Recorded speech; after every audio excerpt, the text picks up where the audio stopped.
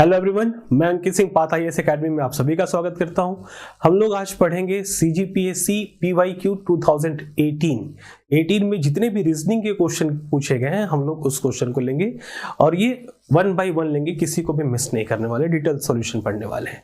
आइए स्टार्ट करते हैं। हमारा पहला ये जो सेट है, सेट ए हमने लिया है सीजीपी 18 का। ओके, आपको मैंने एज इट इज पेपर दिखा है। फिर उस क्वेश्चन में पहला फर्स्ट 1 to 3 रीजनिंग से स्टार्ट हुआ था, उसके लिए इंस्ट्रक्शन हमारे सामने है। क्या है, नीचे दिए गए आरेख का अध्ययन कीजिए और नीचे दिए गए प्रश्नों का उत्तर दीजिए। अब क्या क्या है ये देखिए, इंग्लिश हिंदी दोनों में एज इट इज क्वेश्चन था। पहला question, number of those person who drink only coffee, सिर्फ और सिर्फ कॉफी पीने वाले। ओनली का मैंने आपको वेन डायग्राम बताया था कि जो किसी और डायग्राम में नहीं होना चाहिए। और ये coffee, number of person drink coffee, ये सर्कल रिप्रेजेंट कर रहा है, यानी ये कॉफी वाले हैं। तो कॉफी वाले कौन हो गए? 25 और 20 कितना होता है? 25 एंड 20 इज 45 हमारा आंसर हो जाएगा। ये 45 persons are drink only coffee. Next question 2, ऐसे व्यक्तियों की संख्या जो चाय और कॉफी दोनों पीते हैं। ये सर्कल अगर कॉफी को रिप्रेजेंट कर रहा है तो ट्रायंगल किसको करे? ट्रायंगल किसको रिप्रेजेंट कर रहा है? टी। ये चाय वाले हैं, तो चाय और कॉफी दोनों सर्कल में होना चाहिए। तो दोनों सर्कल में देखो हमारे पास सिर्फ एक डेटा है 7, ठीक है, जो सर्कल में है और ट्रायंगल में है, इस दोनों में है, यानी टी एंड कॉफी में है। हमारा 7 आंसर हो जाना चाहिए। लेकिन पीएससी ने इसको शायद विलोपित किया था, क्यों किया था वी डोंट नो, हमारे पास आंसर तो है। नेक्स्ट, ऐसे व्यक्तियों की संख्या जो चाय, कॉफी और शराब सभी पीते हैं, यानी तीनों सर्कल में होंगे, हमको पढ़ने की भी जरूरत नहीं है। तीनों सर्कल में सिर्फ और सिर्फ एक ही है 15, यानी हमारा आंसर हो जाएगा 15। नेक्स्ट क्वेश्चन, निर्देश, एक कथन के बाद 2 तर्क दिए जा रहे हैं। आप ये निश्चित कीजिए कि कौन सा तर्क मजबूत है और कौन सा कमजोर है। पहला, क्या भारत में सभी आयु की महिलाओं और लड़कियों के लिए पूरी शिक्षा मुफ्त कर देनी चाहिए? तो भाई पूरी शिक्षा मुफ्त करना ही एक अजीब सा लग रहा है। अब पता नहीं आपका क्या मत हो, तो आप पढ़ के अपने अकॉर्डिंग आंसर पहले कीजिए और फिर मेरा आंसर या फिर आयोग का आंसर देखिए क्या कह रहा है। पहला, नहीं, यह हमारे वर्तमान सामाजिक ढांचे को कमजोर कर देगा। तो अगर नहीं करके एक्सप्लेन कर रहा है कि वर्तमान सामाजिक ढांचे को कमजोर कर देगा, तो भाई क्या लगता है आपको कि ढांचा कमजोर हो जाएगा फ्री करने से? तो ये सही है। तो आप देखिए कि मुफ्त कर देनी चाहिए, ये क्वेश्चन है। और फिर क्या दूसरा, हाँ, क्यों भारतीय महिलाओं के गौरव को वापस लाने का यही एकमात्र तरीका है। अगर यही एकमात्र तरीका है तो भाई ठीक है, मुफ्त कर दो। लेकिन मैंने आपको बताया था, कई बार बताया है कि एकमात्र शब्द या फिर ओनली वर्ड आपको अगर किसी भी स्टेटमेंट में, कंक्लूजन में दिख जाए या आर्गुमेंट में, तो वो आर्गुमेंट गलती होता है, क्योंकि एकमात्र रास्ता किसी भी चीज का नहीं होता। ओके, तो दूसरा तो गलत हो गया, इस पे कोई डाउट नहीं है। अब पहला बताइए कि क्या गलत है कि ढांचे को कमजोर कर देगा फ्री कर देने से। ये कुछ बात नहीं बनी, मुफ्त करो या ना करो वो अलग चीज है, लेकिन ढांचे को कमजोर देने वाली बात जम नहीं रही है, यानी दोनों के दोनों गलत हो जाएंगे। तो क्या, न तो तर्क 1 और नहीं तर्क 2 मजबूत है। हम डी को ऑप्शन को क्लिक करेंगे, नाइदर आर्गुमेंट ए एंड 2, किसी में दम नहीं है। नेक्स्ट क्वेश्चन नंबर 6, यानी 5 रीजनिंग का नहीं था इसलिए स्किप हुआ। निम्नलिखित में से कौन बेमेल है? ये बड़ा ही बेहतरीन क्वेश्चन था। 12 जनवरी, देखो जीके का क्वेश्चन यहाँ पे पूछ रहा है सी सेट में। 12 जनवरी, 13 जनवरी, 30 जनवरी, 5 सितंबर और 14 नवंबर। अब इसमें क्या है कि आप रीजनिंग का ट्रिक लगाते रह जाओ, कैलेंडर से लगाओगे तो इसमें कुछ ट्रिक नहीं मिलने वाला। इसमें आपको आपके जनरल नॉलेज के थ्रू सॉल्व होगा कि 12 जनवरी क्या है। 12 जनवरी इज नेशनल यूथ डे, यानी बर्थडे ऑफ स्वामी विवेकानंद। विवेकानंद का जन्मदिन है। और 23 जनवरी यह है राष्ट्रीय शौर्य दिवस, तो ये किनका है? सुभाष चंद्र बोस का जन्मदिन। 30 जनवरी यह है शहीद दिवस, महात्मा गांधी का निधन इस दिन हुआ था। ओके, और 5 सितंबर is teachers day, Sarvepalli Radhakrishnan ji का यहां जन्म हुआ था। और 14 नवंबर चिल्ड्रंस डे, यानी चाचा नेहरू, यानी जवाहरलाल नेहरू जी का जन्मदिन ये है। तो ये बाकी के जो 4 है ना, ये सब जन्मदिन है और ये जन्मदिन नहीं है। क्लियर है? वो कुर्बानी यानी शहीद दिवस है। तो इस तरीके से 30 जनवरी बाकी सबसे अलग हो जाता है। क्लियर?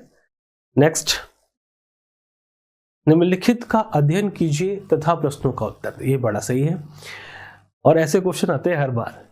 पहला क्वेश्चन, ऐसे कितने प्रतीक हैं जिनमें प्रतीक के बाद में एक संख्या, प्रतीक कौन सा, ये सब प्रतीक है, तो प्रतीक के बाद में नंबर होना चाहिए या ऑब्लिक दिया, या प्रतीक से पहले एक अक्षर यानी लेटर, प्रतीक के पहले लेटर होना चाहिए, लेकिन दोनों नहीं होने चाहिए, यानी किसी भी सिंबल के बाद में नंबर और पहले लेटर नहीं होने चाहिए, ऐसा इतना शर्त है। ठीक है, तो हम सबसे पहले जितने भी इसमें सिंबल्स है उसको अंडरलाइन करते हैं। एक ये सिंबल आप समझते हैं ना, नंबर और लेटर के अलावा जो होता है, ये भी सिंबल है, फिर ये दो डॉट डॉट भी सिंबल है, ये भी सिंबल है, ये भी, सारे सिंबल को हमने अंडरलाइन कर लिया। अब देखो कि किसके बाद नंबर है, पहले उसको पिक करो। तो सिंबल के बाद नंबर नहीं है, सिंबल के बाद देखो यहां पर नंबर है, एक मिला, फिर सिंबल के बाद नंबर नहीं है, सिंबल के बाद नंबर नहीं है, सिंबल के बाद नंबर कहीं नहीं है, तो एक तो मिल गया। अब सिंबल के पहले लेटर देखो, तो ये सिंबल के पहले लेटर नहीं है, इस सिंबल के पहले तो लेटर है, फिर और सिंबल है, हाँ इस सिंबल के पहले भी लेटर है, फिर इस सिंबल के पहले लेटर नहीं है, इस सिंबल के पहले लेटर है, इस सिंबल के पहले लेटर नहीं है, इस सिंबल के पहले लेटर है। वैसे 4 मिले ना, लेकिन इसके बाद देखो, इस सिंबल के बाद अक्षर है, इसके पहले लेटर है, इसके पहले नंबर है, लेटर है, यानी इसको हम नहीं ले सकते। तो बाकी कितने हुए, 1 2 3, यानी हमारा ऑप्शन डी करेक्ट हो जाएगा, 3। क्लियर? इस तरीके से हम इसको सॉल्व कर सकते हैं। नेक्स्ट 12 7 7 to 12 क्वेश्चन, 6 क्वेश्चन है इसमें। 2ys is related with ed and ये क्या pound, in the same way phk is related to। देखो 2ys इसमें देखिए कहाँ है,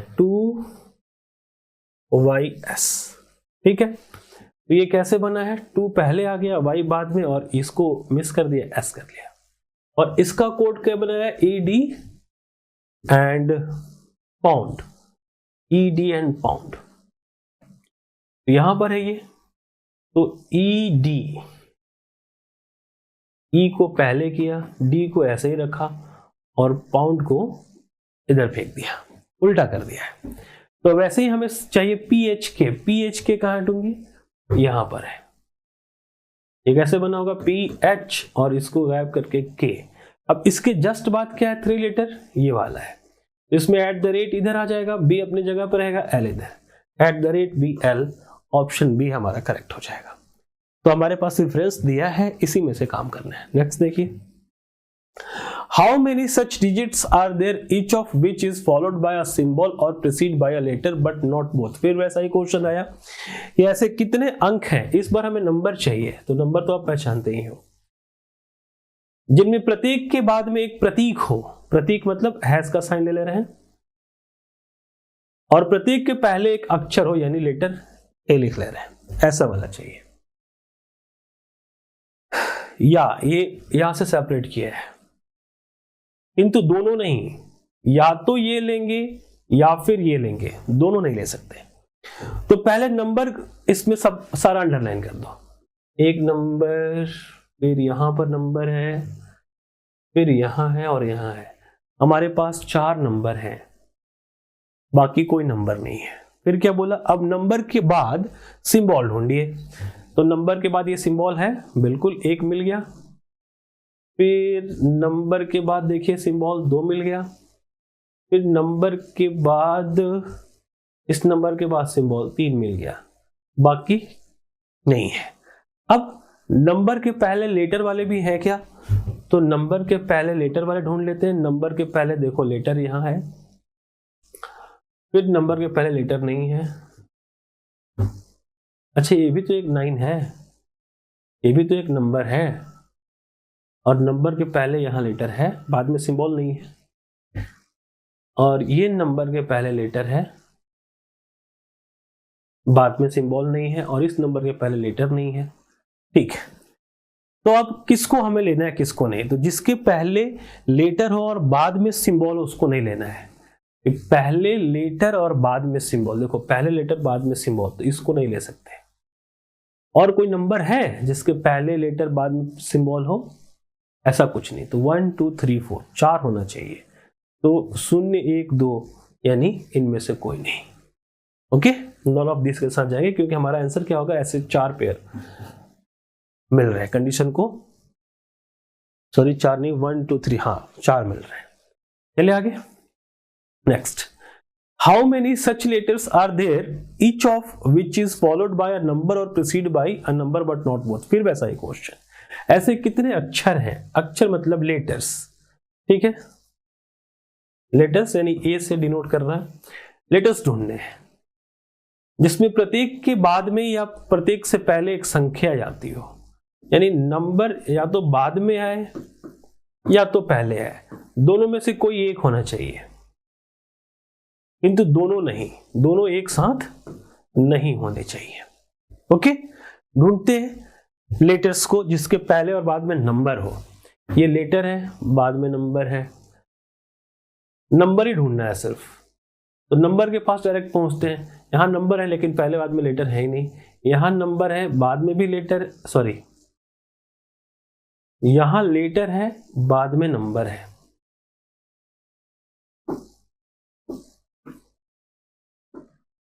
और यहां लेटर है पहले नंबर है, ठीक है। फिर नंबर, लेटर है बाद में नंबर, और यहां लेटर है लेकिन पहले नंबर नहीं है, बाकी ऐसा कोई लेटर नहीं है। क्लियर है? तो कितने मिल गए हमें? ऐसे कितने अक्षर जिनमें प्रत्येक के बाद में या पहले एक संख्या आती है? तो लेटर के बाद में पहले, ठीक है, how many such letters are there. Letter के बाद में नंबर 1, लेटर के बाद में नंबर 2, लेटर के पहले नंबर 3, लेटर के बाद में नंबर 4। तो ऐसे 4 जोड़े हैं। क्लियर? नेक्स्ट क्वेश्चन, इस व्यवस्था में अंग्रेजी के कितने अंक हैं? अंग्रेजी के कितने अंक हैं? How many English numerals are there in this arrangement. तो मतलब नंबर पूछ रहा है, न्यूमेरल्स मीन्स, और हिंदी वाले तो हमारे जैसे अलग होते हैं ना, ठीक है। हिंदी में नंबर कैसे होते हैं? 1 2 3 4 5 6 7 8 9 10 ऐसे होते हैं ना। तो ये इंग्लिश के न्यूमेरल्स हैं। तो 1 2 3 4 5 हमारा आंसर, जिसने भी ये किया था 5, उसका सही है, यानी आंसर 5 करेक्ट है। ओके, तो हिंदी न्यूमेरल्स और इंग्लिश न्यूमेरल्स में आप डिफरेंस को समझना। Next, how many symbols represent the currencies of some countries.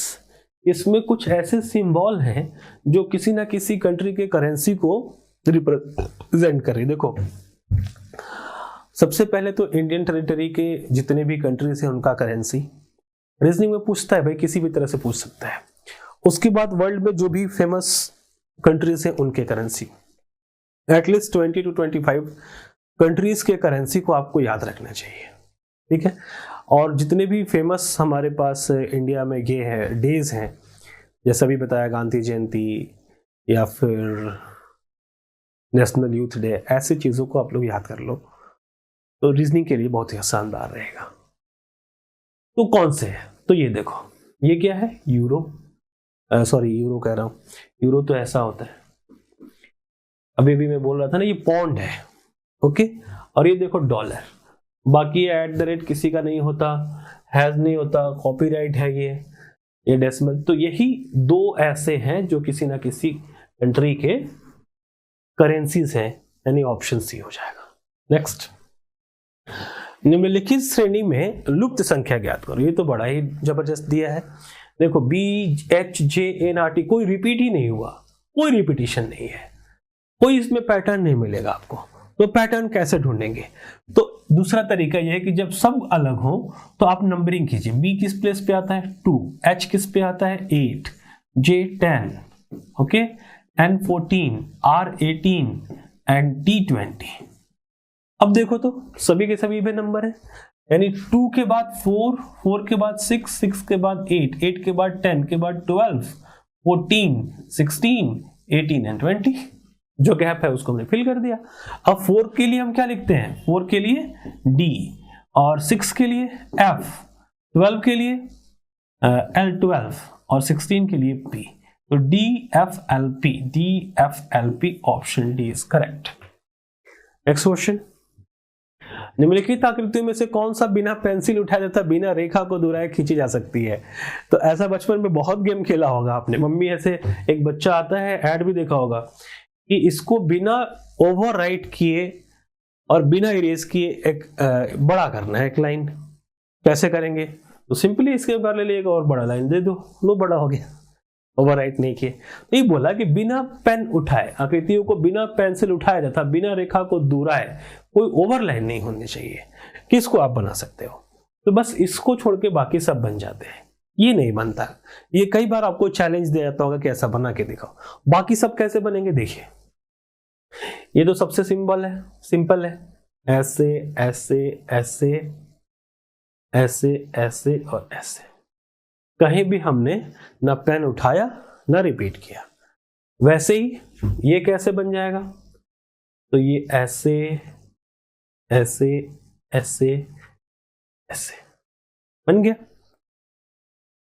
ये कैसे बन जाएगा, तो सिंपली ट्रायंगल बनाएंगे, ऐसे ऐसे, फिर ये फिर ये फिर ये फिर ये फिर ये, लो तराजू जैसा है।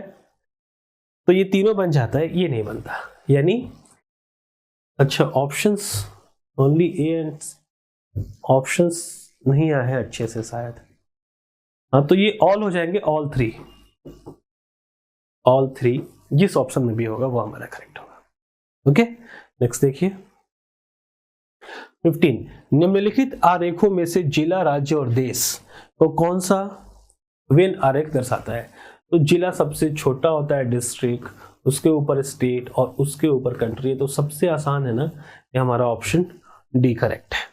नेक्स्ट, 1 और 2 के बीच घड़ी की सुइयां आपस में किस समय पर मिलेंगी। देखो 1 और 2 के बीच घड़ी की सुइयों को मिलाने का मैंने आपको क्या तरीका सिखाया था। ठीक है, ये 12 है, ये 1, ये 2। अब इसके बीच घड़ी की सुइयां मिलनी चाहिए, यानी ये घंटे वाली सुई है, आर हैंड इसको कहते थे हम लोग। और फिर मिनट हैंड एक होती है, मिनट वाली सुई। ठीक है, तो वो इस पर ओवरलैप करती हुई इधर रहेगी, इसको क्या कहते हैं, मिनट हैंड। ये बातें क्लियर हो गई। अब कितना बजेगा, तो 1 से तो ज्यादा ही बचेगा ना, यानी 1 बज गया। अब उसके बाद देखो कि 1 को पार करने के लिए अगर ये घंटी वाली, देखो ये 12 पर रहती मिनट वाली सुई, तो घंटे वाली एग्जैक्ट 1 पर रहती ना।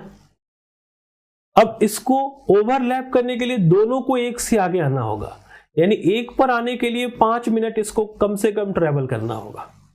क्लियर है। और इसके लिए मैंने आपको क्या बताया था कि 60/55 की एक चक्कर अगर लेगी ना, 60/55, एक चक्कर अगर दोनों सुइयां लेती है तो घंटे वाली सुई से मिनट वाली सुई 55 मिनट का स्टार्ट ले चुकी होती है। 55 मिनट एक्स्ट्रा चलेगी। कैसे, मान लो 12 से 1 बजना है, ठीक है, तो घंटे दोनों एक साथ स्टार्ट हुई, तो ये घंटे मिनट वाली बहुत तेजी से चल रही है ऐसे ऐसे, ठीक है, ये इस पे पहुंच जाएगी, तब तक ये यहां पहुंचेगी। क्लियर है। तो ये 60 मिनट चली और ये 5 मिनट, तो 55 मिनट का स्टार्ट लेना, 55 मिनट उससे ज्यादा चलती है, तो इसको 60/55 लिखते हैं। और ये कहाँ है, 5, ये 1 बज रहा है, 1 बजने का मतलब यहां से यहां तक कितने का डिस्टेंस ट्रेवल किया, 5 मिनट के बाद ही जाके कहीं ना कहीं वो हिट करेगी। तो हम क्या करेंगे, 5 मिनट से मल्टीप्लाई कर देंगे, तो ये 11, यानी 1 बजकर 11, 60/11 का क्या मतलब होता है, 11 × 5 = 55, 5 मिनट और फिर 5 60, 5/11 कि 11 5/11 कि इतना बजे दोनों घड़ी की सुइयां एक दूसरे के ऊपर होंगी। ओके 20, निम्न को पूरा कीजिए। पूरा कैसे होगा ये, तो करते हैं पूरा। देखो JOTY ज्योति, तो हमने आपको क्या पढ़ा था, E ज्योति या A ज्योति, ऐसा करके ठीक है, तो ई आ गया, तो देखो सब में ई है ना, दो में है, इसमें नहीं है, इसमें नहीं है, तो ये दो आउट। अब यही दोनों आंसर हो सकते हैं, तो देखो भी दोनों में है, तो बस अब लास्ट वाले को चेक करो, भी टी आर पी, पी कितना होता है 16, 2 18, 2 20, 2 22, इधर क्या होगा 14, यानी एन, एन वाला सही हो जाएगा, यानी ऑप्शन सी हमारा करेक्ट हो जाएगा, EVN। ओके, नेक्स्ट, एक महीने में सभी शनिवार एवं रविवार को छुट्टियां रहती हैं। यदि महीना जनवरी का है तो उस महीने में कुल कितनी छुट्टियां होंगी? जनवरी में तो 31 दिन ही होता है, ये पता है, लेकिन हमें ये पता होना चाहिए कि 1 जनवरी को कौन सा दिन था, तभी हम पता लगा पाएंगे कि कितनी छुट्टियां होंगी। हो सकता है 1 जनवरी को सैटरडे हो या संडे हो, तो छुट्टी हो जाएगी, तो ये हमें नहीं बताया गया है, तो इसलिए हम क्या कहेंगे कि जानकारी अधूरी है इस क्वेश्चन में, इसका आंसर हम नहीं दे पाएंगे। नेक्स्ट, निश्चित कोड भाषा में देखो, ये चाइनीज कोडिंग, इस भाषा में दे के लिए किस कोड का प्रयोग किया गया? दे, THEY। तो दे के लिए देखो कैसा हम यूज करेंगे। पहले ये देखो इसमें कहीं दे है क्या, क्योंकि ये कोड है और इसका अर्थ ये है, तो दे कहीं नहीं है, तो और इसमें आर और बैड है, तो आर और बैड कहीं है क्या? तो देखो बैड यहाँ है, आर यहाँ है, ठीक है। अब इसका कोड क्या है? टिम ना टोक, टिम ना टोक में से कोई हमारा एक आंसर हो सकता है, तो टिम ना टोक देखो तो इधर कहीं है क्या? इधर टोक है, इधर ना है, यानी चाहे किसी के लिए भी टोक नहीं हो सकता, दे का कोड ना नहीं हो सकता, क्योंकि ये रिपीट कर रहा है, तो रिपीट कौन नहीं किया है? टिम, तो दे का कोड क्या हो जाएगा? टिम, ये हमारा आंसर है। Okay, next question number 42, hide by PSC। इसका आंसर PSC ने नहीं दिया, क्योंकि ये क्वेश्चन गलत है, किसी को हाइड करके आंसर नहीं मिलने वाला। ओके, तो ना तो 2 ना तो 3 रहता ना, तब तो आंसर सही हो जाता, तो PSC ने गड़बड़ किया है, इसलिए इसका आंसर नहीं हो सकता। नेक्स्ट, प्राची ने A स्थान से चलकर पूर्व की तरफ B स्थान तक 10 फीट की दूरी तय की। प्राची, अच्छा इधर देखते हैं, इधर तो स्पेस ही कम है यार, चलो हिंदी में ही कर लेते हैं। स्थान A से चलकर पूर्व की तरफ, तो यहां से प्राची स्टार्ट हुई है और ईस्ट की तरफ चली है, कितना? 10 फीट, 10 फीट है ना, ये इस डायरेक्शन। अगर ये A था तो ये क्या है? पॉइंट B है, यहां पर पहुंच गई, तब वह दाएं तरफ मुड़ी और 3 फीट चली। अब राइट टर्न क्या होता है? राइट टर्न इधर मुड़ेगी और इसके आधे से कम चलेगी, यानी 3 फीट, ठीक है। चलिए, राइट टर्न समझ में आ रहा है? 10 feet, then C turn right and move 30, clockwise right turn होता है, राइट टर्न।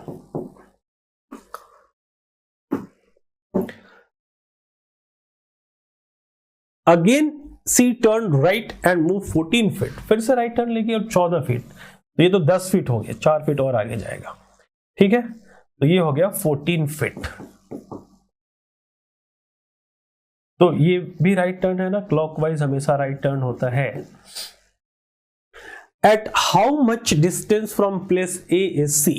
अब तो ये यहां पर है और A यहां था, तो ये वाला डिस्टेंस आपसे पूछा गया है कि ये डिस्टेंस कितना है, तो ये कितना हो जाएगा? ये 3 है तो ये भी 3 है, ये पूरा 10 था तो ये भी 10 है, पूरा 14 है तो 14 माइनस 10 इज 4, ये 4 है, तो 3, 4 और 5 का मैंने आपको ट्रिपलेट कई बार बताया है, यानी 5 फीट दूर होगी, ठीक है। अदरवाइज आप पाइथागोरस यूज कर लेंगे, क्योंकि यहाँ पे 90 डिग्री क्या बनेगा और पाइथागोरस सब जानते हैं। नेक्स्ट, 5 जनवरी 2012 को सोमवार, तो 2012 में 366 दिन होगा और 2013 में जनवरी, फरवरी, मार्च अभी लिखा था 31, 28 और 31, तो ये हो गया 30 या 90 दिन होगा ना, हो जनवरी, फरवरी, मार्च, तो ये इसमें 90 दिन, ठीक है। टोटल कितना हो गया? 6 and 9 minus 6 is, sorry 16 minus 9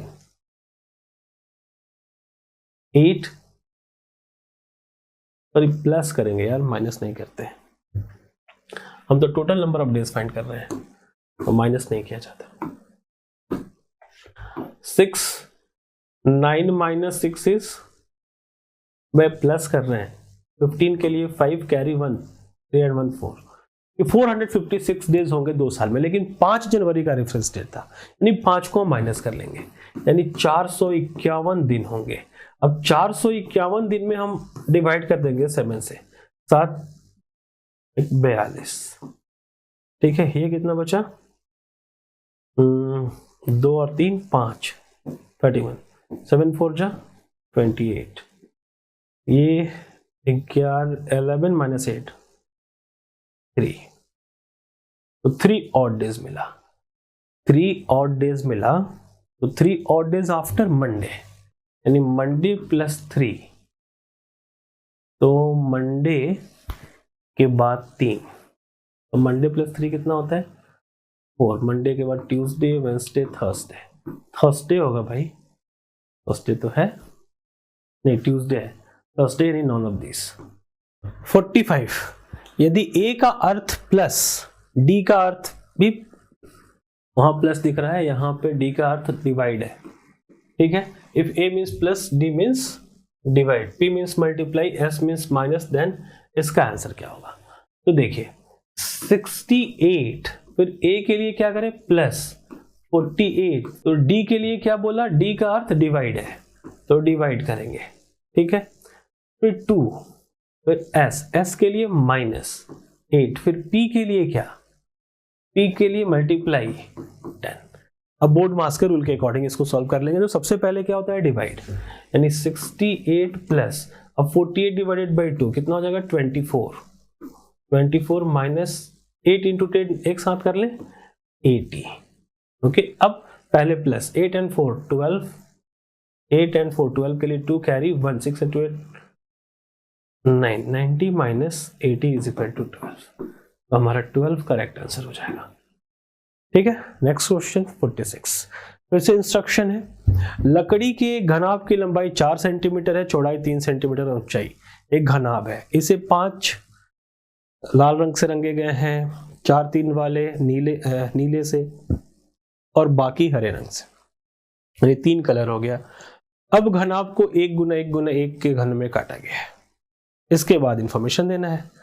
तो सामने सॉल्व करके काटना मुश्किल था, इसलिए मैं बना के लाया हूं। देखिए ये हमारा वुडन, इधर से देखेंगे तो ये कितने का है 5 सेंटीमीटर का, और ऐसे कितने का, देखो 3 लिखा हुआ है, और ऐसे कितने का है 4, तो 3 4 5 का हमारा क्यूबॉइड हो चुका है, क्यूब नहीं। अब इसके बोला कि 5/3 वाला, ये 5 है और इधर क्या है 3, ये लाल रंग से रंगा है तो नीचे वाला भी लाल होगा, उधर ग्रीन है 5 4 वाला तो इधर वाला भी ग्रीन होगा, सामने वाला ब्लू है तो पीछे वाला भी ब्लू होगा, ओके।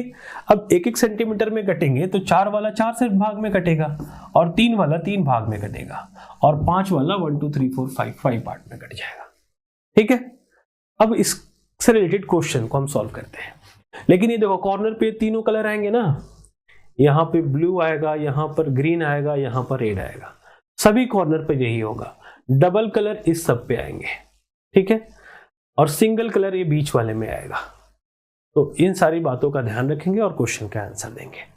क्लियर है? डायग्राम बना लो, फिर क्वेश्चन का आंसर करना। नेक्स्ट क्वेश्चन, पहला क्वेश्चन देखिए, कितने घनों में केवल एक रंगा होगा? How many cubes will have only 1 colour? एक रंग होगा, तो एक रंग 1 कलर सिर्फ और सिर्फ फेस पर मिलता है, और वो भी सेंटर में मिलता है, कॉर्नर्स पे नहीं मिलता। तो यहां पे देखो 6 ऊपर तो 6 नीचे, यानी 6 + 6, ठीक है, ऊपर नीचे का हो गया। अब इधर बीच में 3 मिलेगा ना, बाकी तो कलर कोई ना कोई 2 कलर वाले हैं, तो 3 उधर तो 3 इस साइड में, तो 3 + 3, ओके। अब फेस पे देखो, तो फेस पे सिंगल कलर वाले सिर्फ ये 2 मिलेंगे, तो पीछे भी 2, यानी 2 + 2 कितना हो गया? तो 6 + 6 12 + 6 18 + 4 22, कि 22 ऐसे क्यूब्स होंगे जिसका ओनली 1 फेस कलर होगा, ओके। नेक्स्ट, कितने घनों में सभी 3 रंग होंगे? तो 3 रंग वाला तो चाहे कोई भी क्यूब पूछ ले या क्यूबॉइड पूछ ले, कॉर्नर ही होता है, और किसी भी क्यूब और या क्यूबॉइड का 8 कॉर्नर्स होते हैं, 4 यहाँ, 1 2 3 4, और 4 पीछे, 1 2 3, और एक जो नहीं दिख रहा है, ठीक है। तो 8 होते हैं, 8 पे 3 कलर होगा। अब अभी बोला था ना कि ये ब्लू है, ये ग्रीन है और ये रेड है, तो कॉर्नर पे हमेशा 3 कलर मिलते हैं। नेक्स्ट, कितने घरों में कोई रंग ही नहीं होगा? तो रंग देखो, ये पहले वाले में तो कोई ना कोई कलर होगा ही होगा, और फिर नीचे वाले में भी कोई ना कोई कलर होगा। अब बीच वाला जो इसके नीचे बचा ना, ये 6 के नीचे इस लेयर में, ठीक है, तो इसमें कलर होगा। तो कितना? कोई कलर नहीं होगा, 6, एक ही रेट आएगा। सिर्फ 6 ऐसे होंगे जिसमें कोई भी कलर नहीं होगा, सिर्फ 6, क्योंकि ऐसे करोगे तो एक ही लेयर बीच में मिलेगा और इधर से कट के निकल जाएगा, इधर से कट के एक आगे से एक उधर से, तो 6 बचेगा, वो भी बीच वाला 6 जिसपे कोई भी कलर नहीं होगा। ओके, हमारा आंसर 6 हो जाएगा। नेक्स्ट हो गया, 3 ही क्वेश्चन था। 4 विकल्प दिए गए हैं, एक को छोड़कर 3 में समानता है, भिन्न विकल्प का पता लगाएं। तो देखो, to hear, to climb, to swim, to run, ये फिजिकल एक्टिविटी है, क्लाइंबिंग फिजिकल है और स्विमिंग फिजिकल एक्टिविटी है, यानी ये फिजिकल एक्टिविटी नहीं है, तो ये तीनों आंसर नहीं होंगे। ये हमारा आंसर हो जाएगा ऑप्शन ए। ओके, सुनना फिजिकल एक्टिविटी नहीं है, ओके, लेकिन चढ़ना हम फिजिकल एक्टिविटी, तैरना और दौड़ना ये तीनों फिजिकल एक्टिविटी है, तो ये तीनों आंसर नहीं होंगे, सुनना हमारा आंसर हो जाएगा। नेक्स्ट, प्रश्नवाचक चिन्ह के स्थान पर सही संख्या कौन सी आएगी?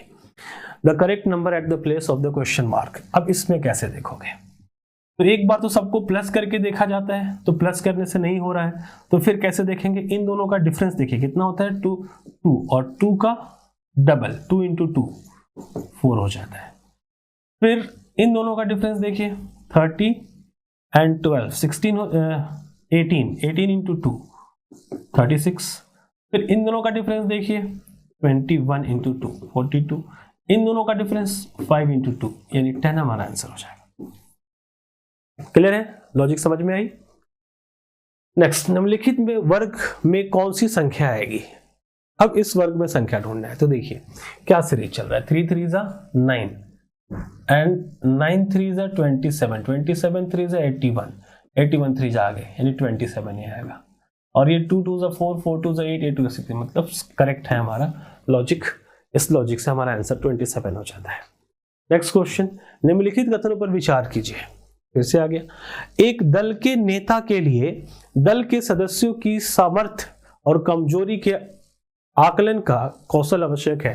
भाई, टीम लीडर आप कैसे बनोगे?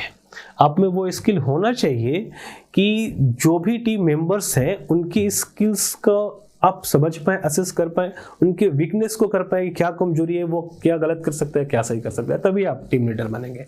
तो भाई पहला तो सही है, ये होना चाहिए ऐसा। दूसरा क्या है, a team leader need skill to develop specific individual goals.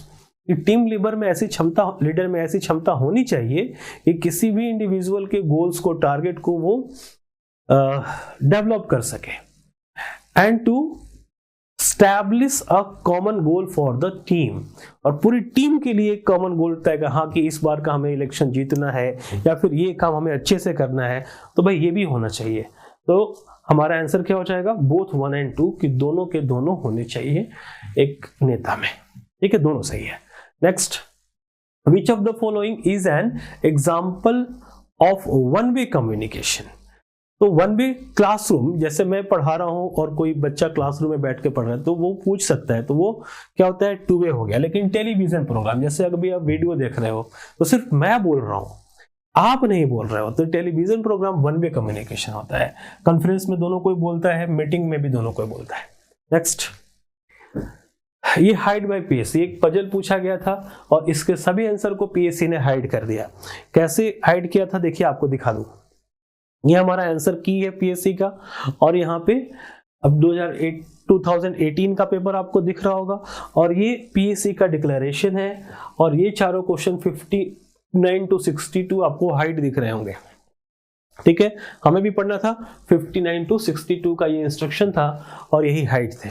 और अच्छे से दिखा दूं आपको, देखिए ये 59 to 63, 62 हाइड है ना। अब तो ये क्लियर पता चल रहा होगा कि प्रश्न क्रमांक 2 जो स्टार्टिंग में मैंने बोला था 42, अच्छा 42 भी एक हाइड किया गया था, मैंने दिखाया था वो वाला चाइनीज कोडिंग वाला। फिर 59, 60, 61 और 62 को विलोपित किया गया है, इसलिए इन प्रश्नों का उत्तर नहीं दर्शाया गया। ठीक है, यानी इसको आयोग ने गलत ठहरा दिया था। तो यहाँ पे आप उनका सिग्नेचर और ये सब कुछ देख पा रहे होंगे। क्लियरली। ठीक है, देखिए 8/4/19 को ये डिटेल आया था। नेक्स्ट, अब यही सब क्वेश्चन था इस पे, तो इसका आंसर करने का कोई मतलब नहीं है। 63, 2 डाइस एक साथ उछाले गए हैं। 2 fair dice are thrown independently by a player and it's to total of 5 to win the game, which will be his probability to win the game. Probability on dice, probability on cards, probability on coins and probability on balls। ये चारों के चारों video हमारे पास available हैं, हमारे classroom में available है। Classroom programme में मैं पढ़ाता हूँ, लाइव में पढ़ाता हूँ। ठीक है, तो 4-5 तरीके हैं आपको सीखने के लिए पाथ आईएएस एकेडमी में। अब पर्टिकुलर चैप्टर सीखना चाहते हो, सिर्फ मैथ सीखना चाहते हो, सिर्फ रीजनिंग सीखना चाहते हो, सीसेट से कुछ भी चीजें, आप पाथ को कॉल कीजिए, आपको चीजें मिल जाएंगी, काफी कम कीमत पे मिलती हैं। आपको डेमो की व्यवस्था है, हर चीज यहाँ से मिल सकती है। तो एक बार जरूर कॉल कीजिए पाथ आईएएस एकेडमी को। चलिए, 2 fair dice, तो डाइस में कितना होता है? 1 2 3 4 5 6, और दूसरे में भी 1 2 3 4 5 6 होता है। तो पहले में 1 आता है, तो दूसरे में से इसमें से कुछ भी आने की पॉसिबिलिटीज होती है। तो 5 कैसे आएगा? तो 1 + 4 5 होता है। और अगर इसमें 2 आ गया तो 5 कैसे होगा? इसमें से कुछ भी आ सकता है ना, तो 2 + 3 5 होता है। और फिर इसमें उल्टा भी चले तो 3 + 2 और 1 + 4। 5 आने के और भी कोई चांसेस हैं क्या? और भी कोई तरीके हैं 5 लाने के? नहीं है ना। 1 4 4 1 और 2 3 3 2, यानी 4 ही तरीके हैं 5 के मिलने के। कितने में से?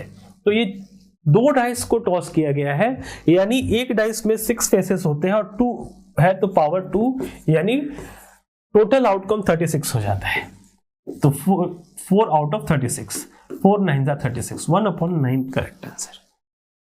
ओके, हमारा डी ऑप्शन सही हो जाएगा।